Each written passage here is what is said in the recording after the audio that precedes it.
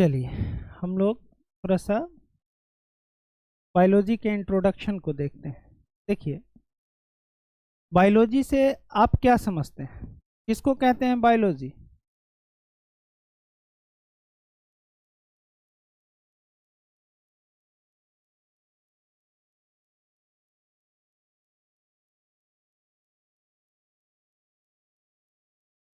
Good.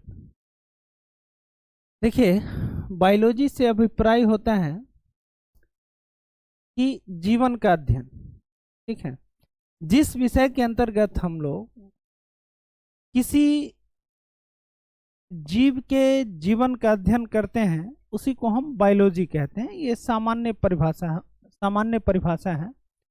Biology दो शब्द से मिलकर बना है, जो कि ग्रीक वर्ड है बायोस, बायोस प्लस लोगोस।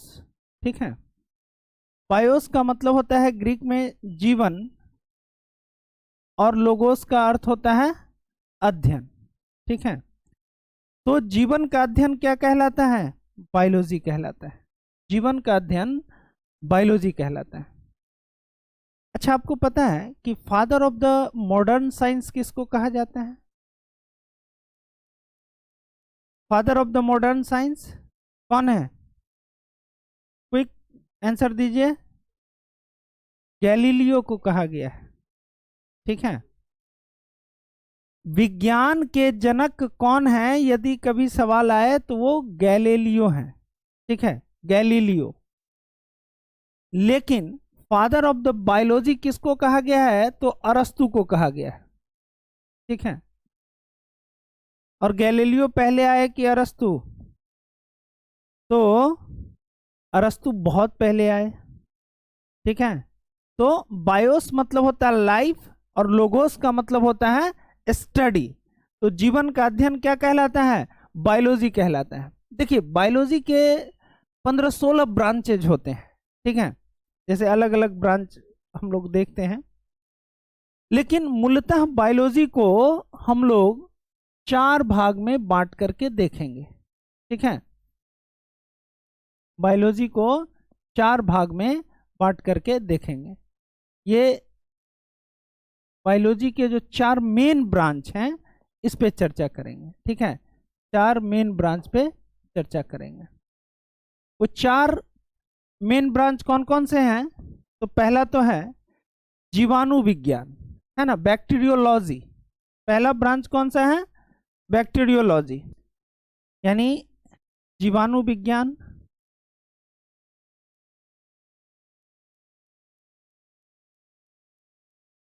ये इसके अंतर्गत हम लोग जीवाणुओं का अध्ययन करते हैं। बैक्टीरिया समझते हैं? बैक्टीरिया एक यूनिसेलुलर ऑर्गेनिज्म होता है। ठीक है, बैक्टीरिया क्या है? यूनिसेलुलर ऑर्गेनिज्म है, और उसका अध्ययन हम लोग जिस विषय के अंतर्गत कहते हैं वो बायोलॉजी की एक शाखा है, जिसको हम बैक्टीरियोलॉजी के नाम से जानते हैं। ठीक है, दूसरा है बायोकेमिस्ट्री। ठीक है, बायोकेमिस्ट्री।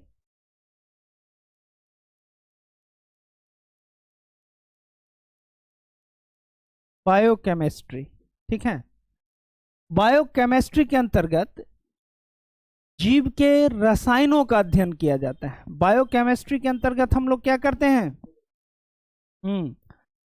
जीव के शारीरिक रासायनिक क्रियाओं का अध्ययन किया जाता है। किसी भी जीव के शारीरिक रासायनिक क्रियाओं का अध्ययन हम लोग किसके अंतर्गत करते हैं? बायोकेमिस्ट्री के अंतर्गत करते हैं। इसके बाद होता है बायोफिजिक्स। क्या होता है? बायोफिजिक्स।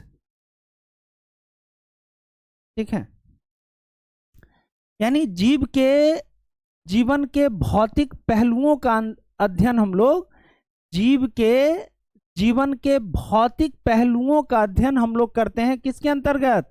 बायोफिजिक्स के अंतर्गत। किसके अंतर्गत करते हैं? बायोफिजिक्स के अंतर्गत।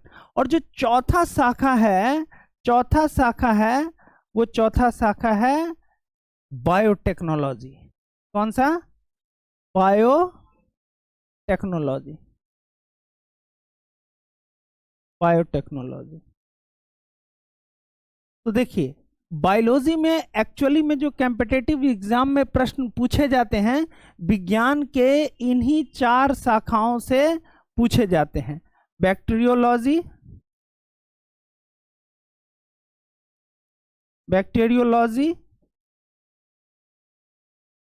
बायोकेमिस्ट्री, बायोफिजिक्स और बायोटेक्नोलॉजी। ठीक है, इसके अलावे विज्ञान की जो अन्य शाखाएं हैं वो भी देखेंगे, लेकिन पहले आप देख लीजिए बायोलॉजी, जिसका शाब्दिक एक ग्रीक वर्ड बायोस और लोगोस से मिलके बना है, जिसका शाब्दिक अर्थ होता है BIOS means life, logos means अध्ययन। जीवन का अध्ययन क्या कहलाता है? बायोलॉजी कहलाता है। जीवन का अध्ययन क्या कहलाता है? बायोलॉजी कहलाता है। और बायोलॉजी के अंतर्गत हम बायोलॉजी को 4 ब्रांच में बांट करके पढ़ते हैं। बैक्टीरियोलॉजी, बायोकेमिस्ट्री, बायोफिजिक्स और बायोटेक्नोलॉजी। ठीक है, ये 4 ब्रांच में हम लोग इसको बांट करके पढ़ेंगे। ऐसे तो बहुत सारे ब्रांचेज हैं, लेकिन उनको हम लोग अलग अलग देखते हैं, अलग से देखेंगे। बैक्टीरियोलॉजी, ठीक है।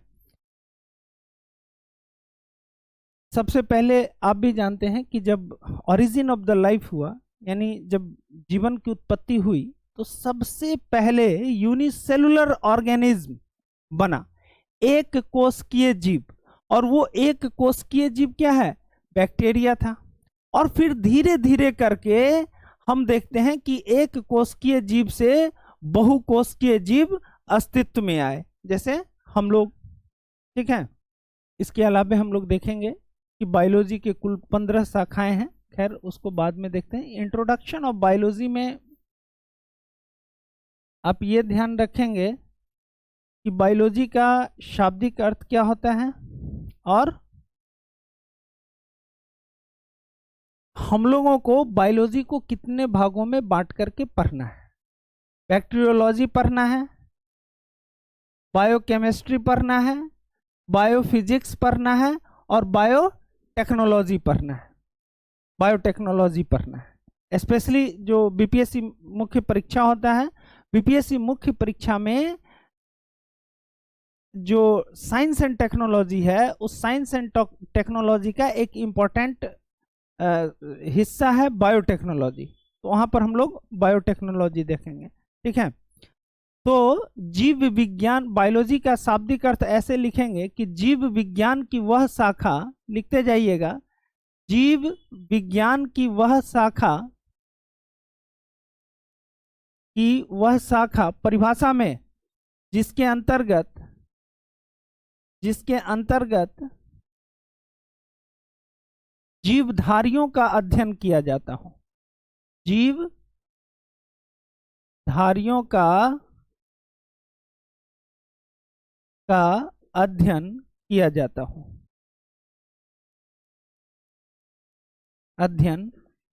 हो, क्या कहलाता है? ये बायोलॉजी कहलाता है, जीव विज्ञान कहलाता है। ठीक है, जीव विज्ञान के जनक कौन थे? तो जीव विज्ञान के जनक अरस्तु थे। जीव विज्ञान के जनक, फादर ऑफ द बायोलॉजी अरस्तु थे। फादर ऑफ द बायोलॉजी अरस्तु थे। इसी तरह से जीव विज्ञान की एक शाखा आती है वनस्पति विज्ञान, बॉटनी, है ना। तो वनस्पति विज्ञान के जनक भी लिखते चलिए। वनस्पति विज्ञान के जनक थियोफ्रेस्टस थे। कौन थे? थियोफ्रेस्टस थे। थियोफ्रेस्टस, ठीक है। जीव विज्ञान के जनक अरस्तु, वनस्पति विज्ञान के जनक थियोफ्रेस्टस। ठीक है, इसी तरह से आधुनिक वनस्पति विज्ञान का जनक जो है, आधुनिक वनस्पति विज्ञान का जनक, ऐसा भी सवाल आता है, आधुनिक वनस्पति विज्ञान के जनक कौन थे? कौन बताएगा? ये थे लीनियस, कैरोलस लीनियस। ठीक है, पूरा नाम है आधुनिक वनस्पति विज्ञान के जनक कौन थे? Carolus Linnaeus. वनस्पति विज्ञान के जनक तो थियोफ्रेस्टस, लेकिन जब पूछेगा मॉडर्न बॉटनी के जनक कौन थे तो क्या आंसर लेके जाएंगे? लीनियस। पूरा नाम कैरोलस लीनियस, है ना। यूजेनिक्स, यूजेनिक्स जिसको हम लोग सूजन सूजन निकी कहते हैं, है ना।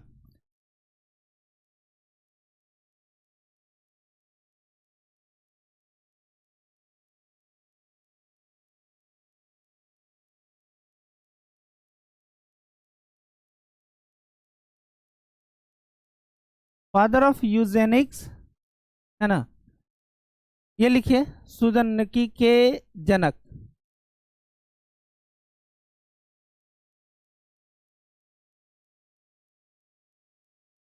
इनका नाम सीधा एफ कर दीजिए, है ना, एफ।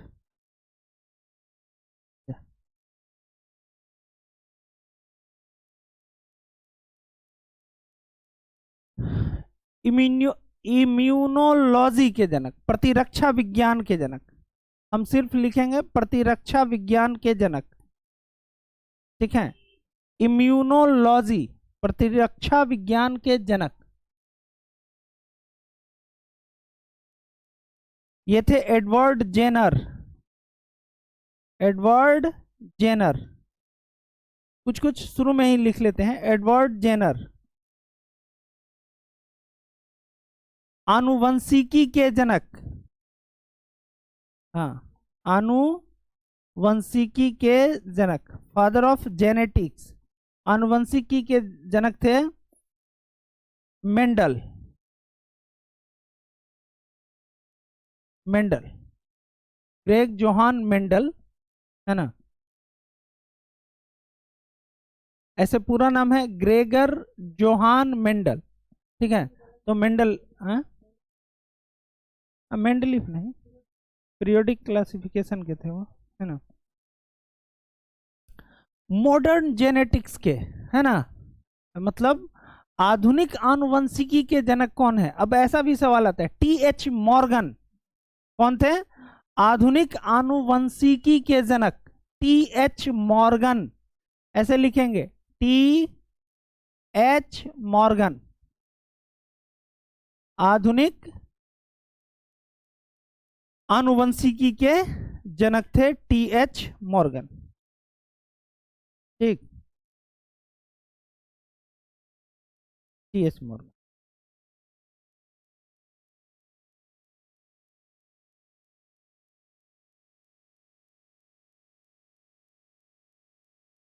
विज्ञान किसे कहते हैं? विज्ञान से अभिप्राय है। देखिए बहुत सिंपल सिंपल सवाल है, जब कोई जानेगा कि आप पढ़ते हैं तो पूछ देगा विज्ञान किसे कहते हैं।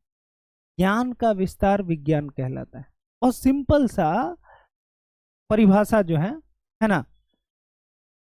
लेकिन ज्ञान का तर्क संगत विस्तार विज्ञान कहलाता है। तो ज्ञान का तर्क संगत विस्तार विज्ञान कहलाता है। फादर ऑफ द साइंस बताए थे अभी, Galileo, father of the science, वो है गैलीलियो, गैलीलियो, ठीक है। क्यों father of the science Galileo को मानते हैं? हम्म,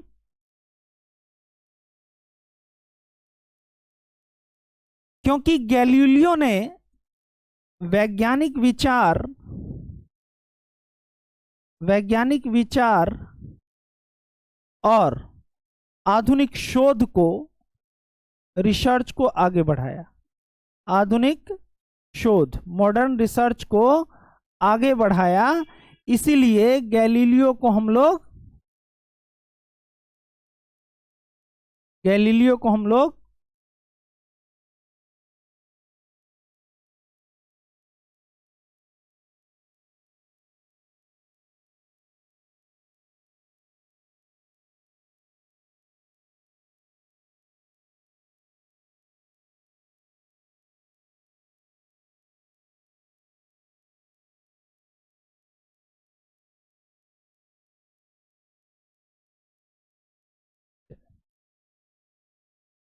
विज्ञान के जनक थे गैलीलियो। चलिए कुछ सवाल फटाफट बताते चलिए। विज्ञान के जनक कौन थे? जीव विज्ञान के जनक कौन थे? अरस्तु। वनस्पति विज्ञान के जनक थियोफ्रेस्टस। आनुवंशिकी के जनक, आधुनिक आनुवंशिकी के जनक टीएच मॉर्गन। ठीक है, टीएच मॉर्गन। यदि आपसे पूछे कि सबसे प्रसिद्ध जैव वैज्ञानिक कौन हुए, सबसे प्रसिद्ध जैव वैज्ञानिक बता दीजिए नाम जल्दी से। कोई बताएगा? ये थे चार्ल्स डार्विन। कौन थे? Charles Darwin. कौन सा थ्योरी दिया था? चार्ल्स डार्विन प्राकृतिक चयन का सिद्धांत दिया था, थ्योरी ऑफ नेचुरल सिलेक्शन।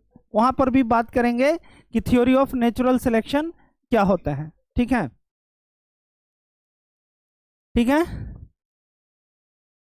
जंतु इतिहास, जंतु इतिहास नामक पुस्तक कौन लिखा था? जंतु इतिहास नामक पुस्तक के रचयिता थे अरस्तु, है ना। इसको बोलते हैं हिस्टोरिका एनिमेलियम। Historica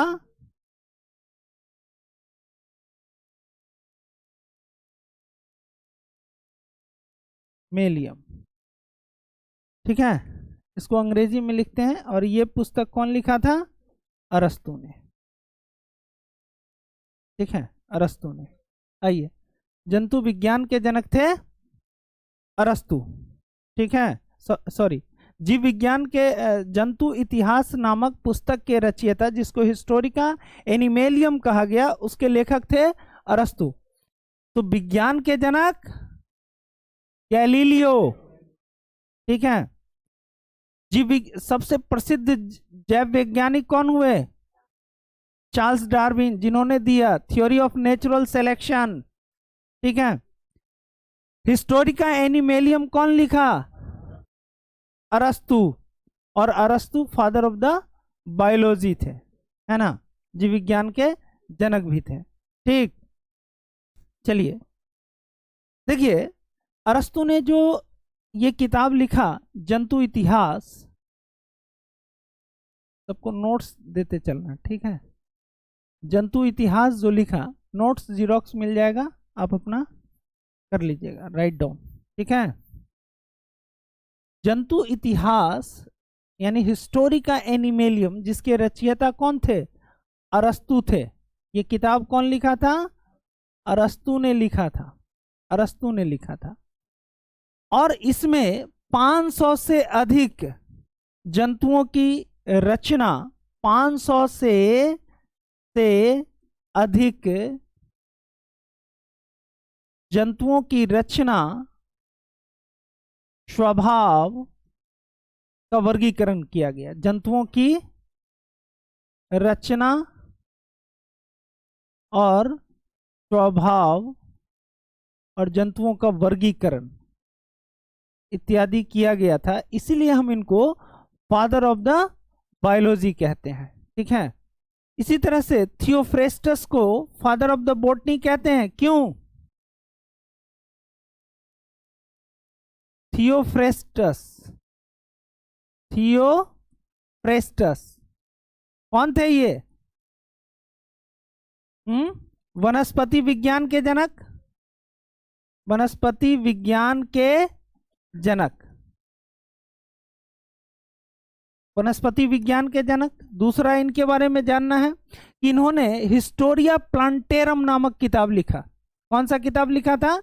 Historia plantarum. तो हिस्टोरिया प्लांटेरम के रचयिता कौन थे? Historia plantarum. और इस किताब में 500 से अधिक प्रकार के पौधों का वर्णन किया गया है। 500 से अधिक प्रकार के पौधों का वर्णन किया गया। 500 से अधिक प्रकार के पौधों का वर्णन किया गया। पौधों का वर्णन किया गया।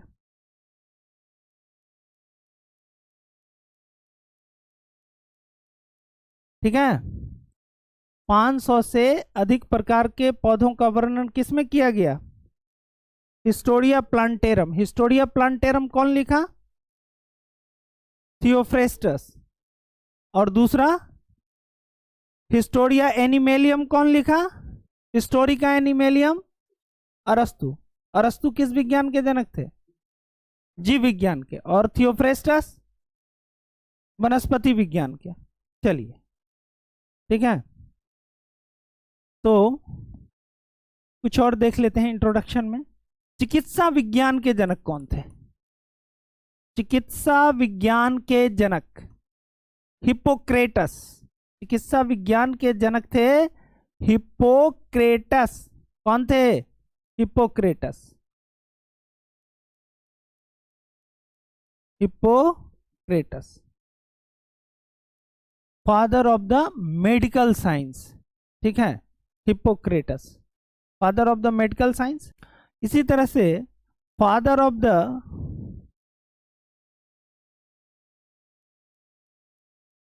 Experimental physiology. एक्सपेरिमेंटल हिंदी में भी बोल देंगे फिजियोलॉजी। ठीक है, गैलेन। कौन थे? गैलेन, लिख लेंगे गैलेन। प्रयोगात्मक कार्यकी के जनक। प्रयोगात्मक